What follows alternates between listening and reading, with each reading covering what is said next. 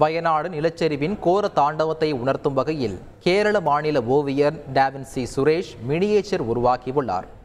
7 kilometre தூரத்திற்கு ஏற்பட்ட பாதிப்பை 4 அடி அகலத்தில் 16 அடி நீளத்தில் மினியேச்சரில் விளக்கியுள்ளார்.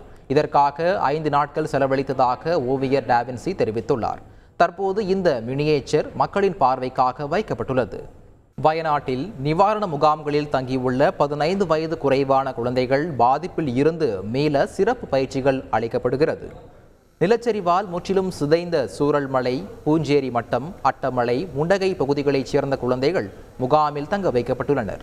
பாதிப்பில் இருந்து அவர்களை வெளியே கொண்டு வரவும் மன அழுத்தத்தை குறைக்கவும் ஆசிரியர்கள் சிறப்பு வகுப்புகளை முகாம்களில் நடத்தி வருகின்றனர். சிறார்கள் பாட்டு பாடுவது, நடனம் ஆடுவது என தங்களது திறனை வெளிப்படுத்தினர். முகாமில் இருந்த காவலர்கள், தூய்மை பணியாளர்கள், தன்னார்வலர்கள் தங்களுடைய செல்போனில் படம் பிடித்து கைத்தட்டி அவர்களை உற்சாகப்படுத்தினர். செய்திகளை உடனுக்குடன் தெரிந்து கொள்ள உடனே சப்ஸ்கிரைப் பண்ணுங்க.